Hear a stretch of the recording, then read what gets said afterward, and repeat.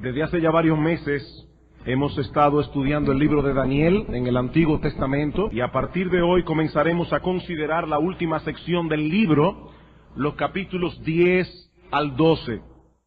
Daniel se encuentra ya en la postrimería de su vida y Dios le revela una extensa visión sobre el futuro de su pueblo y los tiempos del fin. Esta visión posee un detallado recuento de la historia de Israel, escrito muchos años antes de que tales eventos ocurrieran.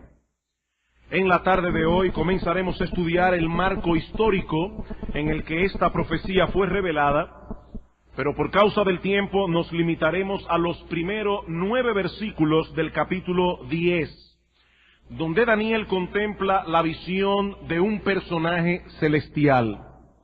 Y lo primero que quiero que veamos en esta tarde es el tiempo y las circunstancias de esta visión. Daniel capítulo 10, versículos 1 al 3. En el año tercero de Ciro, rey de Persia, fue revelada palabra a Daniel llamado Belsasar, y la palabra era verdadera y el conflicto grande. Pero él comprendió la palabra y tuvo inteligencia en la visión. En aquellos días, yo, Daniel, estuve afligido por espacio de 3 semanas.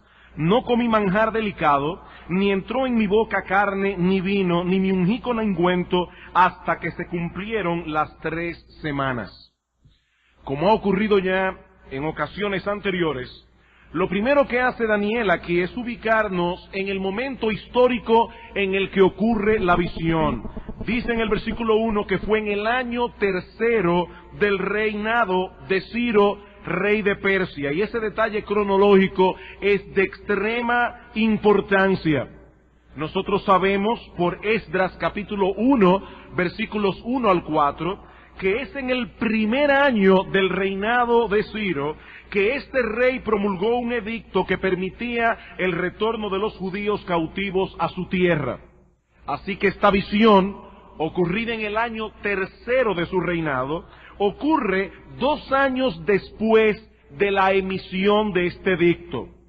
50,000 judíos regresaron en ese tiempo a Jerusalén guiados por Zorobabel, y la historia ustedes pueden verla en detalles en el libro de Esdras, en los primeros capítulos del libro. En el año tercero de Ciro, estos judíos llevaban 2 años ya tratando de establecerse en la tierra de Israel y tratando de iniciar la reconstrucción del templo. La pregunta obligada que debemos hacernos es, ¿por qué Daniel no regresó con ellos? Estamos en el año tercero del rey Ciro. En el año primero fue promulgado el edicto. 50,000 judíos regresan a Israel. ¿Por qué Daniel no regresó con ellos? Recuerden que este hombre fue llevado cautivo a una nación extraña cuando tenía unos 15 años de edad. Durante más de 70 años mantuvo intacto su amor por Jerusalén y por la casa de Dios. Constantemente oraba con su rostro vuelto hacia la ciudad santa. Y vimos cómo al final del cautiverio Daniel intensificó su oración por el retorno de los judíos. Sin embargo, en el versículo 4 se nos dice que para ese tiempo él estaba a la orilla del gran río Hiddekel, es decir, a la orilla del río Tigris, que en estos días ha estado saliendo mucho en las noticias por el problema con Irak. Si ustedes ven en un mapa se darán cuenta que el río Tigris está a unos 900 kilómetros lejos de Israel. Es obvio que Daniel no regresó con los cautivos y la pregunta es ¿por qué?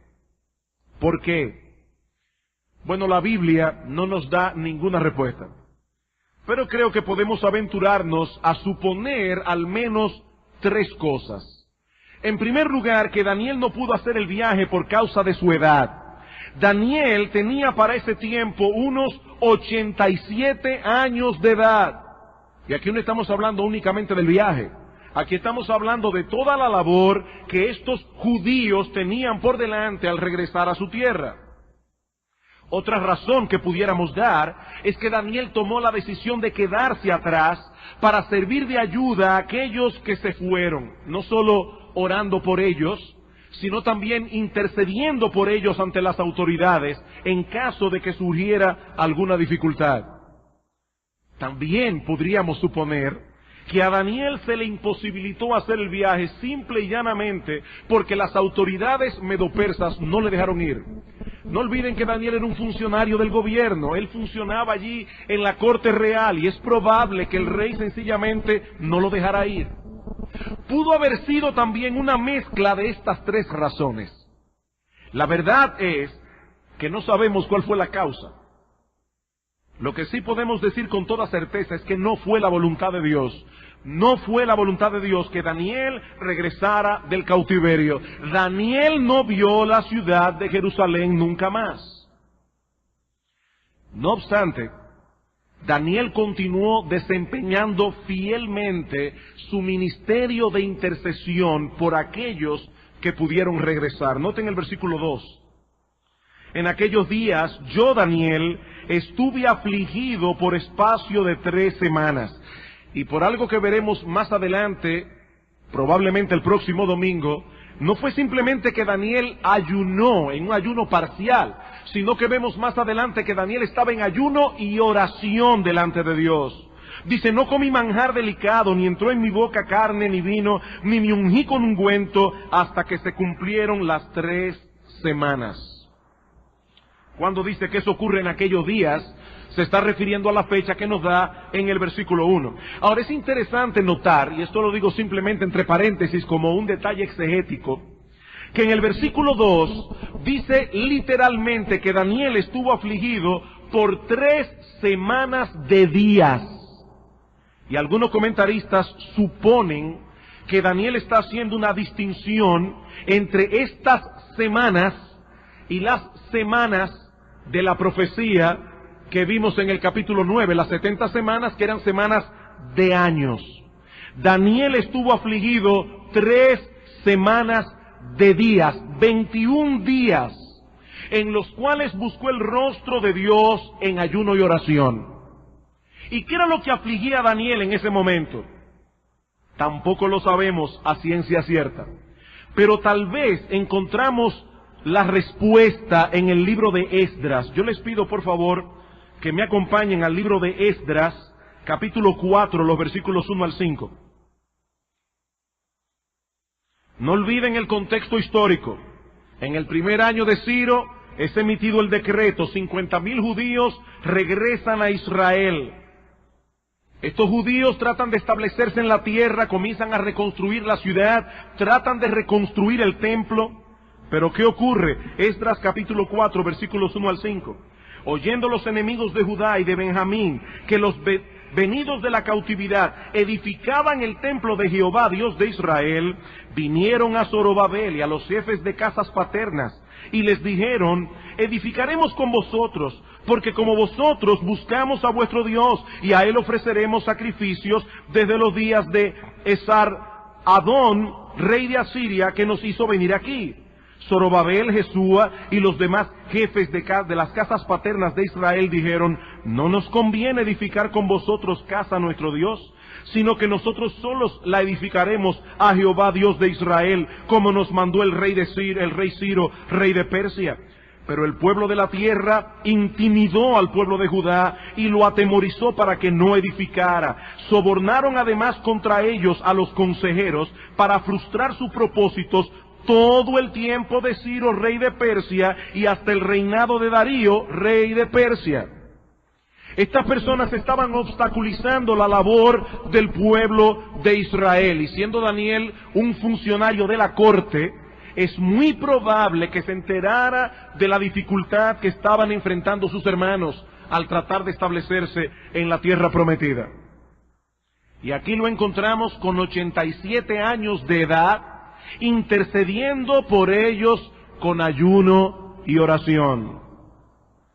Una de las cosas que más me impresiona de la vida de Daniel es la constancia de su confianza en Dios.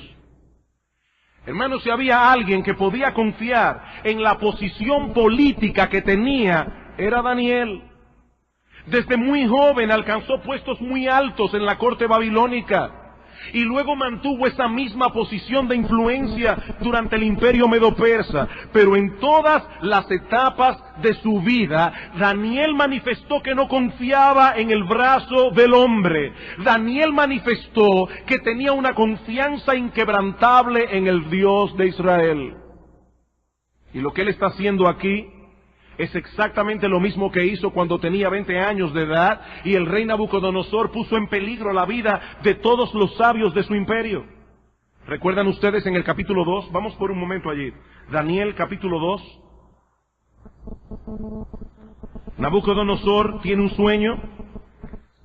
Manda a llamar a todos los sabios de Babilonia, no solamente para que interpreten el sueño, sino también para que le digan qué soñó. Y todos los sabios le dicen: rey, eso es imposible. Dinos el sueño y nosotros te diremos la interpretación. Pero Nabucodonosor era muy sabio y le dijo: no, si ustedes son magos, si ustedes son sabios, deben tener capacidad para decirme qué fue lo que yo soñé y entonces yo sabré que me están dando la interpretación correcta. Los sabios manifiestan su impotencia. Nabucodonosor los manda a matar a todos. Y cuando Daniel se entera del edicto, dice en el capítulo 2 de Daniel, versículo 17, luego se fue Daniel a su casa e hizo saber lo que había Ananías, Misael y Azarías, sus compañeros. ¿Para qué? Bueno, para hacer una manifestación, llamar a todos los sabios de Babilonia y manifestarse con pancartas delante del palacio real. No. Llamó a sus amigos para que pidiesen misericordias del Dios del cielo sobre ese misterio, a fin de que Daniel y sus compañeros no perecieran con los otros sabios de Babilonia. Daniel llamó a sus amigos para orar y pedir misericordia delante de Dios. Y lo mismo ocurrió en los días de Darío, capítulo 6, versículo 10, cuando Darío dice que no se puede pedir a nadie ninguna cosa si no es a través de él. Y dice en el capítulo 6, versículo 10, cuando Daniel supo que el edicto había sido firmado, entró en su casa y abiertas las ventanas de su cámara que daban hacia Jerusalén, se arrodillaba 3 veces al día y oraba y daba gracias delante de su Dios como lo solía hacer antes. Daniel confiaba en Dios y esa confianza se traducía en una vida constante de oración.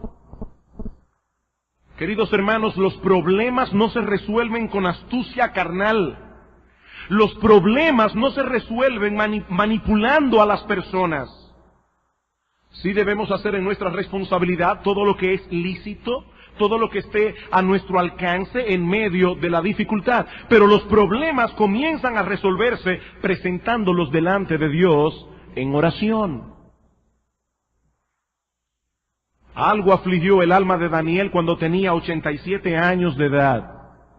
Y eso lo llevó a buscar el rostro de Dios en ayuno y oración. Y en esas 3 semanas Daniel puso a un lado la comida que seguramente era habitual en la corte. Y se limitó a comer vegetales y legumbres. Versículo 3. No comí manjar delicado, ni entró en mi boca carne, ni vino, ni me ungí con aceite, hasta que se cumplieron las 3 semanas. No siempre que nosotros venimos delante de Dios en ayuno y oración, tiene que ser un ayuno completo. Nosotros podemos hacer un ayuno parcial, similar al que hizo Daniel en esta ocasión. Estos no eran días para lujos, eran días para buscar intensamente el rostro de Dios en oración. En el versículo 4 encontramos un detalle adicional que pudo haber afectado el ánimo de Daniel en ese momento. Dice: y el día 24 del mes primero estaba yo a la orilla del gran río Hiddekel. Aquí la fecha se da con más precisión. Ya no dice simplemente que es el 3er año de Darío, dice que es el 24 del mes primero. ¿Y cuál era el mes primero en el calendario judío? El mes de Nisán.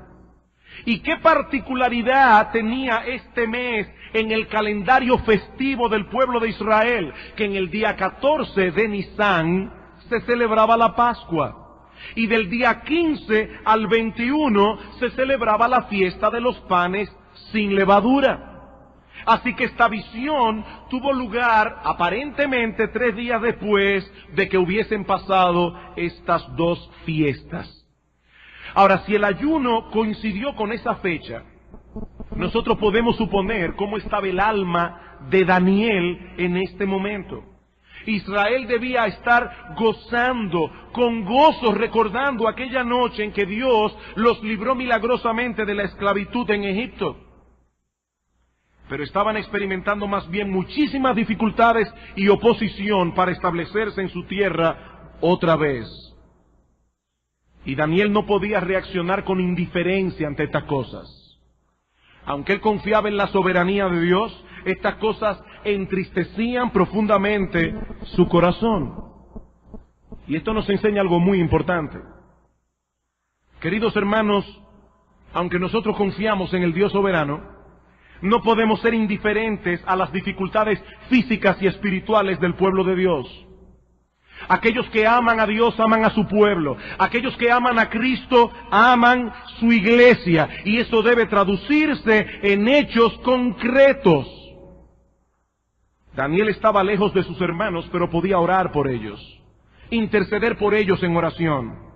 Sus 87 años no fueron un impedimento para que este hombre buscara el rostro de Dios en ayuno y oración. Hermanos, hay un balance en el creyente que no es fácil de mantener. Y yo admito que esto no es fácil de mantener. La línea es muy débil, muy fina. Por un lado, debemos descansar confiados en la soberanía de Dios, de tal manera que las dificultades no nos lleven a desmayar. Pero por el otro lado, no podemos reaccionar con indiferencia cuando estas dificultades se presenten. No, Dios es soberano, Él está en su trono, no importa lo que pase, no, sí importa.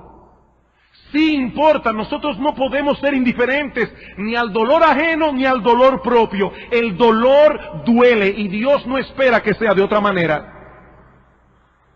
En 2 Corintios capítulo 11, el apóstol Pablo enumera algunas de las dificultades que él tuvo que enfrentar durante su ministerio. Aún naufragios, hambres, desvelos, persecuciones. Y al final de la lista menciona en el versículo 28, además de otras cosas, lo que sobre mí se agolpa cada día, la preocupación por todas las iglesias. Y Pablo se pregunta, ¿a quién enferma y yo no enfermo? ¿A quién se le hace tropezar y yo no me indigno? Pablo no era indiferente a las dificultades físicas y espirituales del pueblo de Dios. Cuando alguien se enferma, dice Pablo, yo me enfermo. Cuando a alguien se le hace tropezar, yo me indigno. Si uno de nuestros hermanos en la iglesia no anda bien y con su conducta está ocasionando que otros tropiecen o que el nombre de Cristo sea blasfemado, mi hermano, eso debe ser motivo de tristeza para ti y para mí. Y no solamente motivo de tristeza, debe ser motivo de indignación. Y no solamente debe ser motivo de tristeza y de indignación, tenemos que hacer algo. Y si hay algo que todos podemos hacer es orar.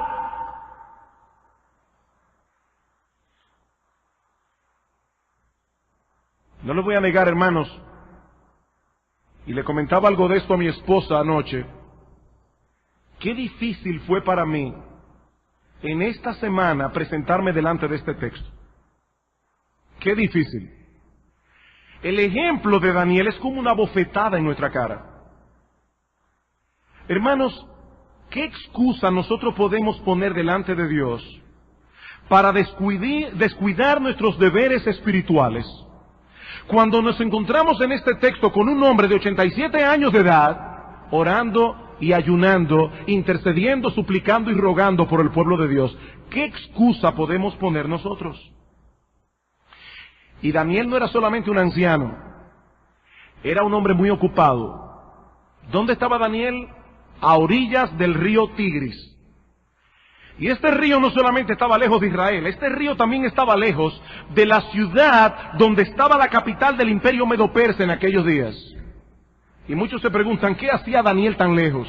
Bueno, algunos presuponen que estaba allí cumpliendo con alguna responsabilidad administrativa. Sin embargo, ni su edad ni su agenda fueron una excusa para descuidar su relación con Dios o para minorar su involucración activa en oración por la expansión del reino de Dios. Y a muchos de nosotros se nos hace difícil venir los miércoles a orar.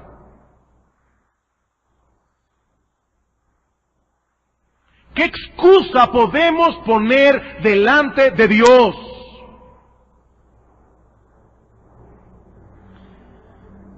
Mi amado hermano, si tú has sido comprado con la sangre de Cristo y vas camino al cielo, dice la Escritura que tú y yo debemos buscar primeramente el reino de Dios y su justicia. Esa debe ser nuestra prioridad, y esa prioridad debe evidenciarse en nuestra vida de oración. No todos pueden predicar la palabra, no todos pueden pastorear la iglesia, no todos pueden servir en todos los ministerios, pero todos podemos orar por los que predican, todos podemos orar por los que pastorean, todos podemos orar por los que sirven. ¿Y cuánta necesidad tiene la iglesia de Cristo de hombres que peleen contra el diablo de rodillas en oración? Hoy día se quiere tapar el sol con un dedo. Y la debilidad de la iglesia se está queriendo suplir a través de programas. Programas. Hermanos, no son nuevos programas lo que la iglesia necesita. No son cultos más variados y entretenidos. No son coros más espectaculares. Lo que la iglesia necesita urgentemente es que el poder de Dios se manifieste en nuestras vidas y en nuestros ministerios. Y eso suele suceder cuando el pueblo de Dios se postra de rodillas delante de Dios en oración. Daniel sabía eso, y por eso oraba. Y como producto de su oración, algo extraordinario sucedió. Dios le concedió una visión extraordinaria. Y eso nos lleva a nuestro segundo encabezado, el personaje central de la visión. Versículos 4 al 6. Y el día 24 del mes primero estaba yo a la orilla del gran río, y de Kel, y alcé mis ojos y miré, y he aquí un varón vestido de lino, y ceñido sus lomos de oro de Ufaz. Su cuerpo era como de berilo, su rostro parecía un relámpago, y sus ojos como antorchas de fuego, y sus brazos y sus pies como color de bronce bruñido, y el sonido de sus palabras como el estruendo de una multitud.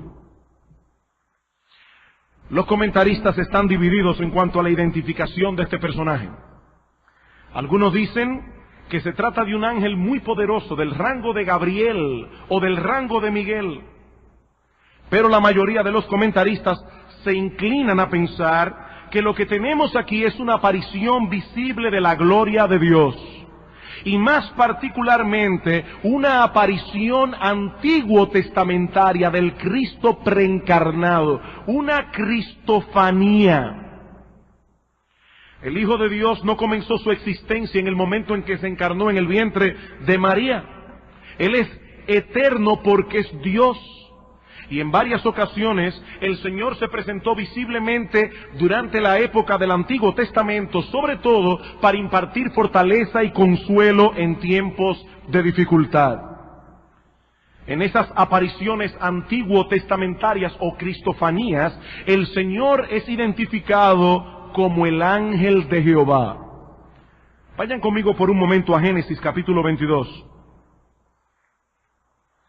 Génesis capítulo 22. Aquí tenemos la prueba que Dios impuso sobre Abraham, luego de haberle dado al hijo de la promesa, Isaac. Cuando Isaac tiene unos 12 años de edad, dice en el versículo 1, aconteció después de estas cosas que probó Dios a Abraham y le dijo a Abraham, y él respondió, heme aquí. Y dijo, toma ahora tu hijo, tu único, Isaac, a quien amas, y vete a tierra de Moría, y ofrécelo allí en holocausto sobre uno de los montes que yo te diré. Nosotros conocemos la historia, como Abraham se dirige con su hijo Isaac, lo ata en la peña, y cuando está a punto de clavar su cuchillo en su garganta, dice en el versículo 10, y extendió Abraham su mano y tomó el cuchillo para degollar a su hijo. Entonces el ángel de Jehová le dio voces desde el cielo y dijo, Abraham, Abraham. Y él respondió, heme aquí. Y dijo, no extiendas tu mano sobre el muchacho, ni le hagas nada, porque ya conozco que temes a Dios, por cuanto no me rehusaste tu hijo, tu único. El ángel de Jehová le está diciendo a mí, no me has rehusado el sacrificio. Y dice en el versículo 15, y llamó el ángel de Jehová a Abraham por segunda vez desde el cielo y dijo, por mí mismo he jurado, dice Jehová, que por cuanto has hecho esto y no me has rehusado tu hijo, tu único hijo, de cierto te bendeciré y multiplicaré tu descendencia como las estrellas del cielo y como la arena que está a la orilla del mar, y tu descendencia poseerá la puerta de tus enemigos. En tu simiente serán benditas todas las familias, naciones de la tierra, por cuanto obedeciste a mi voz. ¿Quién es el ángel de Jehová? El mismo Jehová, en una aparición antiguo testamentaria. Y aunque no debemos ser dogmáticos en esto, creo que tenemos suficientes razones para pensar que lo que Daniel está contemplando en la visión del capítulo 10 es al Cristo preencarnado, es una visión del ángel de Jehová. ¿Y por qué pensamos esto? En primer lugar, porque la descripción que Daniel nos da de este ángel es muy similar a la que aparecen en otros pasajes de las Escrituras, donde aparece una visión de la gloria de Dios. En Ezequiel capítulo 1, versículos 26 al 28, pero sobre todo, y quiero por favor que vayan conmigo, Apocalipsis capítulo 1, versículos 12 al 15, donde claramente es una visión de Cristo. Apocalipsis capítulo 1, versículos 12 al 15. Traten de recordar lo que leímos en Daniel, que fue lo que Daniel vio. Dice en el capítulo 1, versículo 2, y me volví para ver la voz que hablaba conmigo, y vuelto vi 7 candeleros de oro, y en medio de los 7 candeleros a uno semejante al Hijo del Hombre, vestido de una ropa que llegaba hasta los pies, ceñido por el pecho con un cinto de oro, su cabeza y sus cabellos eran blancos como blanca lana, como nieve, sus ojos como llama de fuego, sus pies semejantes al bronce bruñido, refulgente como en un horno, y su voz como estruendo de muchas aguas. Una visión muy similar. Pero por otra parte, la reacción que Daniel tuvo al ver a este personaje celestial es muy similar a la de Juan en la isla de Patmos cuando vio la gloria de Cristo. Noten Apocalipsis 1:17. Cuando le vi, caí como muerto a sus pies, y él puso su diestra sobre mí diciéndome, no temas, yo soy el primero y el último. Vamos a Daniel capítulo 9 otra vez, capítulo 10. Daniel capítulo 10, versículo 7. Y solo yo, Daniel, vi aquella visión, y no la vieron los hombres que estaban conmigo, sino que se apoderó de ellos un gran temor, y huyeron y se escondieron. Quedé pues yo solo, y vi esta gran visión, y no quedó fuerza en mí, antes mi fuerza se cambió en debilitamiento, y no tuve vigor alguno. Pero oí el sonido de sus palabras, y al oír el sonido de sus palabras, caí sobre mi rostro en un profundo sueño, con mi rostro en tierra. Por estas razones, me inclino a pensar, como opinan muchos otros, que el personaje celestial que Daniel está contemplando no es otro que nuestro Señor Jesucristo en su estado preencarnado, que ha venido a fortalecer a su siervo en este tiempo de dificultad. Y no es la primera vez que esto ocurre en el libro de Daniel. ¿Recuerdan ustedes, hermanos, aquella escena cuando se levanta una estatua y los 3 amigos de Daniel no se postran delante de ella y Nabucodonosor los envía todos al horno de fuego ardiente? ¿Qué vio Nabucodonosor y los que estaban con él? Daniel capítulo 3. Daniel capítulo 3, versículo 24 al 25. Entonces el rey Nabucodonosor se espantó Y se levantó apresuradamente y dijo a los de su consejo: ¿no echaron a 3 varones atados dentro del fuego? Ellos respondieron al rey: es verdad, oh rey. Y él dijo: he aquí yo veo 4 varones sueltos que se pasean en medio del fuego sin sufrir ningún daño, y el aspecto del cuarto es semejante a hijo de los dioses. No es la primera vez que Cristo se aparece en el libro de Daniel para fortalecer a su pueblo en una aparición antiguo testamentaria.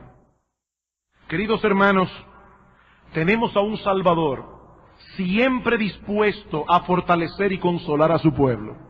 Un Salvador que antes de ascender a los cielos prometió que estaría con nosotros todos los días hasta el fin del mundo. El hecho de que no podamos verlo como Daniel o Juan lo vieron, no elimina en absoluto la realidad de su presencia en nuestras vidas. Pero hay algo más que quiero hacer notar aquí, en Daniel. Y es la conexión que parece existir entre el personaje celestial que Daniel está contemplando en la visión del capítulo 10 y el Mesías anunciado en la profecía de las 70 semanas en el versículo 9, en el capítulo 9. ¿Cómo describe Daniel este personaje? Versículo 5. Y alcé mis ojos y miré, y he aquí un varón vestido de lino. Yo no soy amigo de tomar cada detalle de una visión y darle un significado, pero algunas veces tienen un significado. Hermanos, ¿quiénes se vestían de lino en el Antiguo Testamento? Cuando un judío veía a una persona vestida de lino, ¿qué cosa venía de inmediato a su mente? El sacerdocio del Antiguo Testamento. Porque eran primordialmente los sacerdotes quienes se vestían de lino el día en que ellos iban a entrar en el templo, en el lugar santo. Yo no tengo tiempo ahora, pero pueden ver en Éxodo capítulo 28, versículos 39 al 43, Levítico capítulo 6, versículo 10, y Levítico capítulo 16, entre otros capítulos de la Biblia. El hecho de que este personaje estuviese vestido de lino sugiere de inmediato una conexión con la labor de los sacerdotes. ¿Y cuál era la labor esencial de los sacerdotes en el antiguo pacto? Presentar sacrificios delante de Dios e interceder por el pueblo para la remisión de los pecados. ¿Y acaso no es eso lo que dice en Daniel capítulo 9 que el Mesías habría de hacer en la profecía de las 70 semanas? Daniel capítulo 9, versículo 24. 70 semanas están determinadas sobre tu pueblo y sobre tu santa ciudad, y más adelante vemos que esas 70 semanas terminan con la aparición del Mesías. ¿Y qué habría de ocurrir? Dice, 70 semanas están determinadas para terminar la prevaricación y poner fin al pecado, expiar la iniquidad y para traer la justicia perdurable. El Mesías viene a hacer la labor que los sacerdotes hacían. El Mesías viene a presentar aquel sacrificio que habría de expiar los pecados del pueblo, solo que en su caso, Él es el sacerdote y Él es el cordero que habría de ser presentado. Pero vamos a seguir leyendo en Daniel capítulo 10. Alcé mis ojos y miré, y aquí un varón vestido de lino, ceñidos sus lomos de oro de Ufaz. Y este cinto de oro apunta hacia el hecho de que este personaje posee la autoridad de un rey. Llevaba la túnica de un sacerdote, pero llevaba también el cinto de un monarca, y esa misma dualidad la encontramos en el Mesías prometido. Él habría de llevar a cabo la expiación por el pecado del pueblo, pero al mismo tiempo habría de poseer autoridad real. Versículo 25 del capítulo 9. Sabe pues y entiende que desde la salida de la orden para restaurar y edificar a Jerusalén hasta el Mesías príncipe habrá 7 semanas. Pero otra vez, versículo 6 de Daniel 10.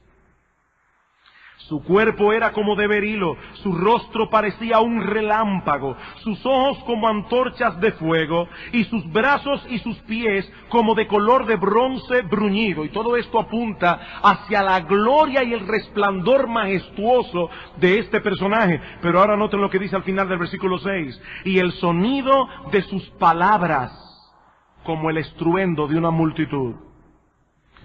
Y un comentarista señala lo siguiente acerca de esta frase: el profeta describe la voz de aquel personaje como potente, autoritativa, como alguien a quien hay que obedecer. Este personaje celestial no solo será sacerdote, no solo será rey, sino también tiene un mensaje que comunicar y lo hace con autoridad. Y tal como vimos al estudiar la profecía de las 70 semanas, una de las cosas que el Mesías vino a hacer fue a sellar la visión y la profecía. Daniel capítulo 9, versículo 24. 70 semanas están determinadas sobre tu pueblo y sobre tu santa ciudad para terminar la prevaricación, poner fin al pecado, expiar la iniquidad, traer la justicia perdurable y sellar la visión y la profecía. Cristo es la revelación final de Dios al hombre, y como tal actuó en su oficio profético. Así que tanto el Mesías de las 70 semanas como el personaje celestial del capítulo 10 son presentados de tal manera que parecen ser la misma persona desempeñando los tres oficios del Antiguo Testamento: rey, profeta y sacerdote. Todo parece indicar que Daniel ha recibido la visita del Mesías preencarnado, que ha venido a fortalecerle y hacerle saber que a pesar de las dificultades, a pesar de todas las turbaciones que vendrían en la historia de Israel, Dios seguía siendo el Dios de ellos. Dios seguía estando de parte de su pueblo. Noten en el versículo 18, un texto que estudiaremos probablemente el domingo próximo, las palabras de este personaje a Daniel. Y aquel que tenía semejanza de hombre me tocó otra vez. Lo mismo que ocurre con Juan en la isla de Patmos. Y me fortaleció y me dijo: muy amado, no temas. Las mismas palabras del Señor a Juan: la paz sea contigo, esfuérzate y aliéntate. Y mientras él me hablaba, recobré las fuerzas y dije: hable mi Señor, hable mi Adonai, porque me has fortalecido. Queridos hermanos, como veíamos esta mañana, no importa cuán difícil pueda tornarse la situación alrededor de nosotros, nuestro Dios sigue sentado en su trono, reinando soberano, y Él ha hecho un pacto con su pueblo de no volverse atrás, de hacernos bien. Él ha hecho un pacto. Y como veíamos en la clase de escuela dominical hoy, nuestro Dios es fiel al pacto. La visión que Daniel recibió no era muy alentadora en cuanto al futuro de su pueblo. Israel tendría que enfrentar aún mucho sufrimiento, mucho dolor. Pero esa no era toda la realidad que Daniel debía contemplar. En medio de todo este caos aparente, Dios estaba llevando a cabo su plan soberano. Y nadie podrá estorbar que nuestro Dios, nuestro Rey y Señor, lleve la historia humana a la meta que Él decretó para su creación desde antes de la fundación del mundo. Nadie puede detener su mano, nadie puede llamar a cuentas a Dios y preguntarle qué hace.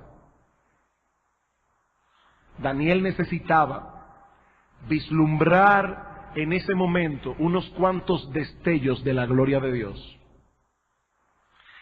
¿Y cómo reacciona Daniel inicialmente cuando ve esta visión?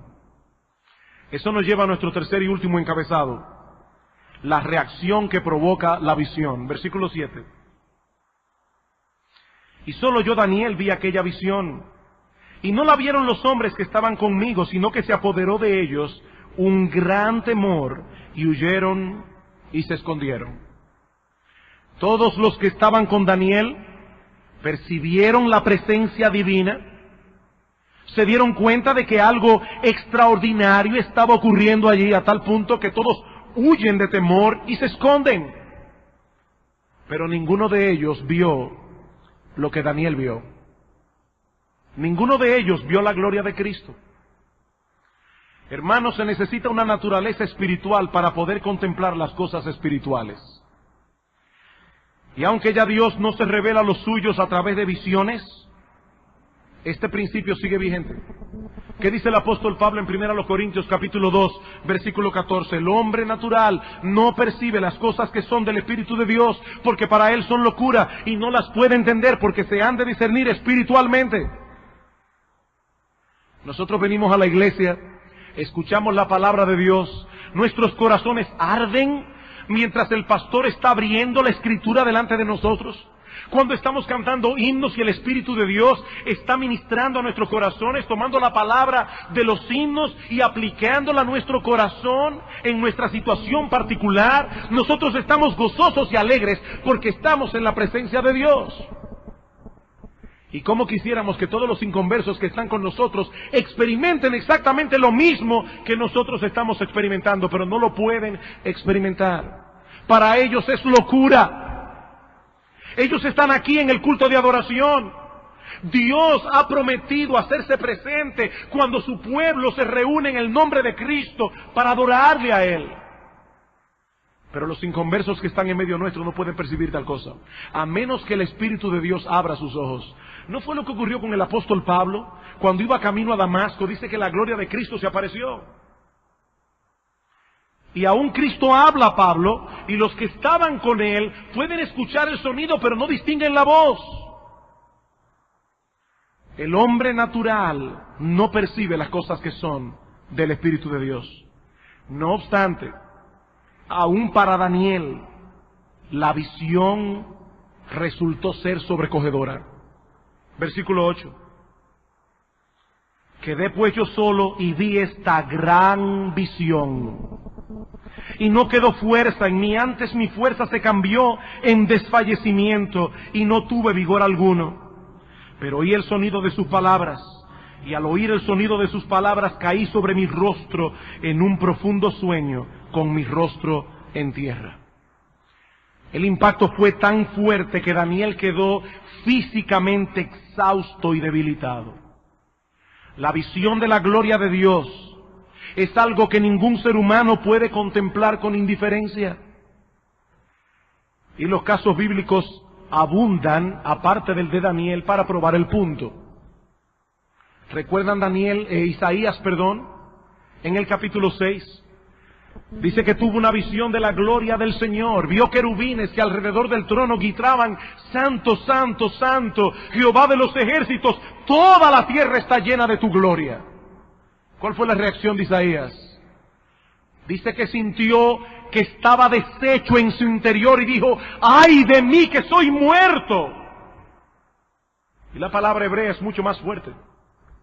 Isaías dijo: ¡ay de mí, soy deshecho! Voy a ser pulverizado, porque siendo un hombre de labios inmundos y habitando en medio de un pueblo que tiene labios inmundos, han visto mis ojos al Rey.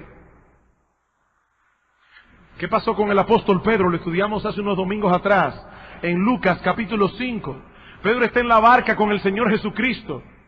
El Señor le dice: Pedro, boga mar afuera y echa tu red para pescar. Nosotros aquí recordamos la historia porque la predicamos hace poco. Pedro finalmente dice: bueno, Señor, aunque yo pasé la noche entera pescando y no cogí ni un gupi, en tu palabra echaré la red. Y dice que la red tenía tantos peces que éstas se rompían.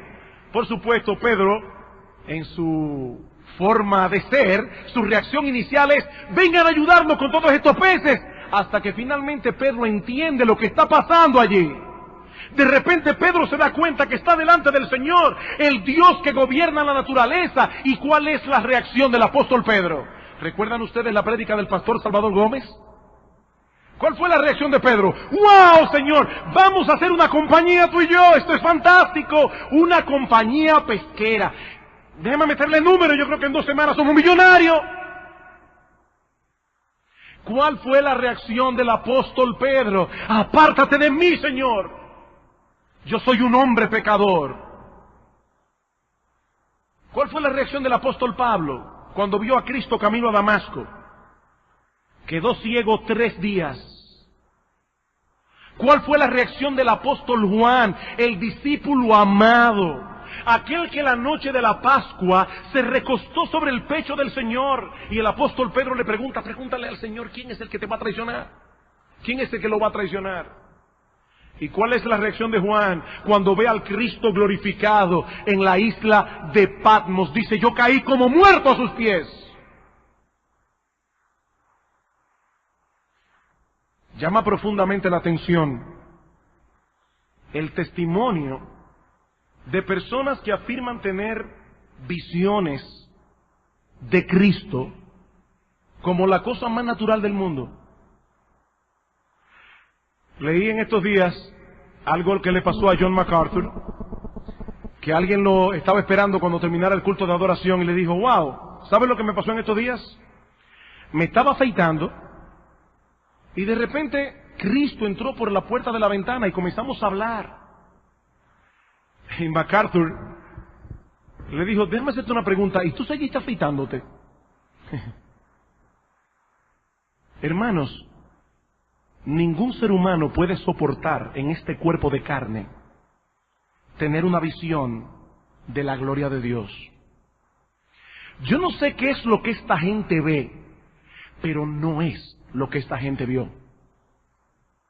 Yo no sé qué es lo que ellos ven, pero yo les aseguro, hermanos, no es lo que vio Daniel, no es lo que vio Isaías, no es lo que vio Juan, ni Pablo, ni Pedro. Queridos hermanos, nuestro Dios es un ser lleno de gloria y de majestad, y nosotros somos débiles criaturas. El hecho de que no tengamos hoy la clase de visión que estos hombres tuvieron, porque ya no es necesario, porque la Escritura está completa, eso no le quita a Dios ni un ápice de su gloria. Nuestro Dios es digno de ser temido, Él es digno de ser adorado y reverenciado con temor y con temblor. No, pastor, eso era en el Antiguo Testamento. No. Es en el Nuevo Testamento donde dice que Dios es fuego consumidor. Es en el Nuevo Testamento que el apóstol Pedro dice en Primera de Pedro, capítulo 1, versículo 17, que si invocamos por Padre a aquel que sin acepción de personas juzga según la obra de cada uno, conducíos en temor todo el tiempo de vuestra peregrinación. Pero pastor, ¿cómo yo puedo conjugar ese temor reverente con la confianza que supuestamente debo tenerle a Dios? Mi hermano, ambas realidades deben estar delante de nuestros ojos si queremos relacionarnos con Dios de una manera apropiada. Nuestro Dios es fuego consumidor, nuestro Dios es santo, justo, todopoderoso, pero al mismo tiempo es bueno, compasivo y perdonador. ¿Saben en qué punto se unen estas dos cosas? ¿Saben en qué punto se unen estas dos realidades? En la persona y la obra de nuestro gran Dios y Salvador Jesucristo. El pecado sigue siendo odioso y aborrecible a los ojos de Dios, pero en Cristo hay perdón para todo aquel que cree. Porque estamos en Cristo, porque su sangre nos limpia de todo pecado, podemos acercarnos a Dios con confianza, como un hijo lo hace delante de un padre. Pero mis hermanos queridos, eso no elimina la realidad de que Dios es Dios, lleno de gloria y de majestad, y por eso combinamos la confianza con la reverencia. De hecho, contrario a lo que muchos podrían pensar, ambos factores, en vez de afectarse negativamente el uno al otro, más bien se alimentan y se fortalecen mutuamente. Cuando contemplamos a Dios como un ser majestuoso, glorioso, digno de ser temido y reverenciado, pero al mismo tiempo consideramos el hecho de que ese Dios nos concede en Cristo el privilegio de conocerle, de tener comunión íntima con Él. Hermanos, ¿qué debe producir eso en nosotros? Un aprecio aún mayor por Cristo y un gozo más intenso por el hecho de ser partícipes de esa obra de redención. Hermanos, qué alegría que ese Dios santo, justo, lleno de majestad y de poder, hizo provisión para el perdón de mis pecados. ¡Qué glorioso, hermanos! Ese Dios. Eso debe afectar profundamente la forma como nos acercamos a Dios en nuestras devociones personales. ¡Qué alegría, Señor! Gracias. Señor, gracias. ¡Qué bueno eres tú! Tú eres tan grande, tú eres tan glorioso. Yo soy tan débil, tan lleno de pecado. Y aún así, Señor, tú me aceptas delante de ti. Tú me aceptas en tu trono de gracia. Gracias, oh Dios, por tu misericordia. Hermanos, eso debe afectar profundamente la forma en que nos acercamos a Dios. Eso debe afectar profundamente nuestros cultos de adoración como iglesia. Yo no creo que le hacen ningún favor a Dios. Yo no creo que le hacen ningún favor al Evangelio. Esos cultos de adoración donde se crea un ambiente artificial de alegría y de gozo, pero todo eso en desmedro de la excelencia, de la gloria y de la majestad de Dios. No creo que le hacen ningún favor a Dios, adorándole de una manera irreverente. Y no es mi deseo ni mi intención ofender a nadie, pero repito lo que decía el miércoles en el culto de oración: mi alma se ha entristecido enormemente en estos días. Porque por aquí cerca de casa ha habido una campaña evangelística, y muy probablemente los que viven en el sector de Arroyo Hondo, una hermana que vive bastante lejos, me decía en estos días que hasta allá se oía la bulla. ¿Saben de lo que yo estoy hablando? Hermanos, no le hacemos ningún favor a Dios cuando Dios es presentado de una manera tal que parece un entertainment. No le hacemos ningún favor a la gloria de Dios. No le hacemos ningún favor al Evangelio cuando presentamos el Evangelio de Cristo en una forma tal que parece que estamos vendiendo seguro de vida. Eso debe afectar profundamente nuestros cultos de adoración. Venimos a encontrarnos con Dios. Mi hermano, piensa eso. Mire esa visión de Daniel. Cada vez que tú vienes al culto de oración, al culto de adoración, ese Cristo ha prometido hacerse presente en medio nuestro. Tú no lo ves. Tú no ves sus ojos como llamas de fuego. Tú no ves sus pies como bronce bruñido, pero Él está en medio nuestro, paseándose en medio de los 7 candeleros de oro. Déjame hacerte una pregunta, mi hermano. ¿Entienden tus hijos eso? ¿Te has ocupado tú de hacerle entender a tus hijos la seriedad que significa venir a un culto de adoración?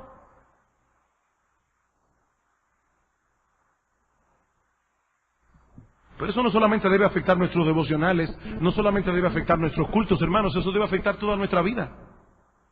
Porque nosotros vivimos cada día, cada minuto, cada segundo delante de ese Dios. Delante de ese Dios. Nunca nos cansaremos de repetir que tratar a Dios con confianza no es lo mismo que ser unos confianzudos. Son dos cosas muy diferentes. Nuestro Dios es bueno y perdonador, grande en misericordia para con todos los que le invocan, pero es al mismo tiempo fuego consumidor.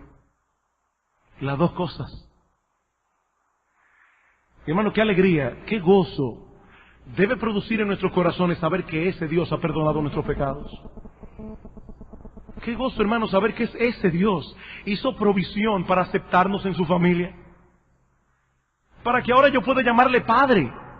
Padre nuestro que estás en los cielos. Oh, que el Señor nos conceda por la obra de su Espíritu que ambas realidades modelen y moderen nuestra relación con Él.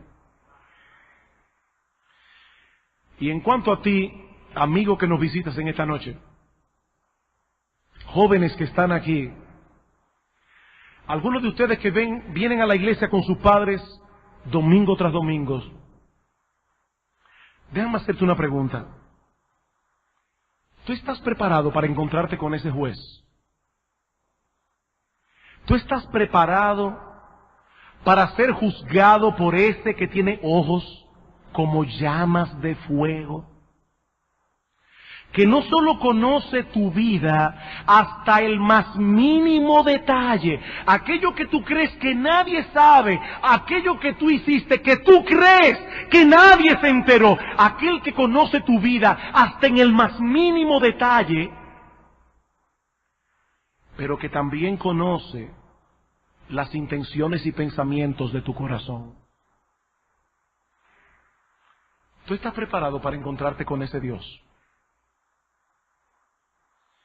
Mi amigo, dice la Escritura que hay un día señalado en el que Dios juzgará los secretos de los hombres. Romanos capítulo 2, versículo 16. Los secretos de los hombres. Y créeme que en ese día nadie saldrá absuelto en su presencia. Hay uno solo, que cumplió la ley a la perfección, uno solo que no tiene cuentas pendientes en el tribunal de Dios, nuestro bendito Señor y Salvador Jesucristo. Y Él ofrece, por medio del Evangelio, poner su justicia perfecta en la cuenta del pecador por medio de la fe. ¡Qué buena noticia! La justicia de Cristo puesta en la cuenta del pecador por medio de la fe. Oh, que el Señor te dé cordura y te traiga hoy a los pies de Cristo, porque el hecho de que estés aquí en esta noche, escuchando su palabra, recibiendo esta invitación, es una muestra de que todavía estás a tiempo de huir del juicio venidero. Todavía estás a tiempo, mi amigo, de escapar del juicio que vendrá.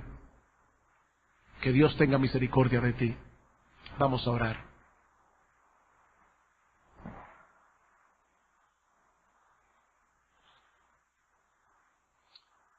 Oh Padre nuestro que estás en los cielos, qué grandioso es nuestro bendito Señor y Salvador Jesucristo. Cuánta gloria en su persona, cuánto amor manifestado en su encarnación, cuánta misericordia en su muerte en la cruz del Calvario. Señor, ¿quiénes somos nosotros para que este Rey glorioso, Rey, profeta y sacerdote, haya tomado nuestro lugar en aquella cruz? Señor, obra en nuestros corazones. Obra en nuestros corazones para que se ensanchen en amor, en fervor, en celo por la persona de nuestro bendito Señor y Salvador Jesucristo. Pero Padre, nosotros te pedimos, aquí tu iglesia reunida, te suplicamos por aquellos que están aquí en esta noche y que aún no están preparados para que ese glorioso Señor se presente delante de ellos como su juez. Y nosotros te pedimos que tú tengas de ellos misericordia. Oh Padre, ven por tu Espíritu, aplica tu palabra y reparte aquí en esta noche libremente y liberalmente. Reparte arrepentimiento y fe para que muchos pecadores en esta misma noche encuentren al Salvador que sus almas necesitan. Oh Padre, ven, te lo suplicamos, ven con tu compasión. Oh Señor, no le pagues a los pecadores aquí presentes, no les pagues conforme a sus pecados, sino más bien conforme a tu bondad, a tu compasión y a tu misericordia. Aplica tu palabra con poder, porque te lo pedimos en el precioso nombre de Cristo. Amén.